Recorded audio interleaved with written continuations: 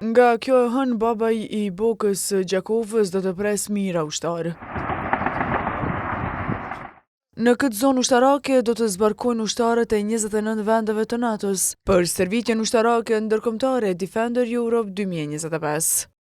Për 2 javë Kosova do t'jetë një koqire e ushtrimit më të madh ndërkombëtar, ku do t'i pret mbi 25.000 trupa të NATO-s në Kosovë për të kryer ushtrimet ushtarake. Ky ushtrim ushtarak do t'jetë I drejtuar nga Shtetet e Bashkuara të Amerikës. Lëvizje të mjeteve ushtarake pati shumë pak të hënën në fshat.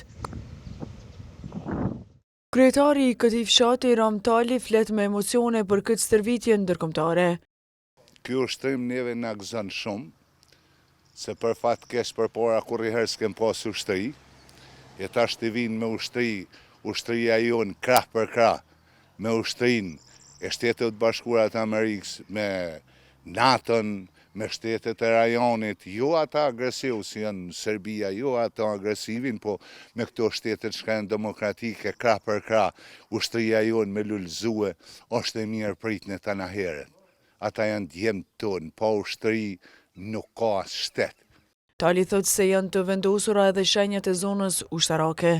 Jo, nuk na pengojnë ushtria jonë, as ushtria e Amerikës, as Evropës, se ata për fat mirë I kanë në tablat aty ku shkruhet zonë ushtarake në lushme, ka municion, andaj na nuk guxojnë me shku kurkush, janë ushtria aty, po I kanë në edhe tabelat aty, me ju tregu njerëzve si ma andaj nuk shkohet se mundet me pas, me has nej mina, nej armë tjetër. Për këtë ushtrim ka shkruar të hënën edhe kryeministri në detyrë, Albin Kurti. Nga baza e FSK-s në aeroportin e Gjakovës, kjo komandë taktike amerikane do të udhëheqë me të gjitha brigadat në regionin e Evropës juglindore, përveç komandës së divizionit 28 në zonën e trajnimit në Babaj të Bokës, njësiteve të FSK-s do t'ju bashkangjiten edhe njësi ushtarake të gradës së Iowas, njësi dhe personel nga Republika e Shqipërisë, Republika e Kroacisë, Maqedonia e Veriut dhe Bullgaria.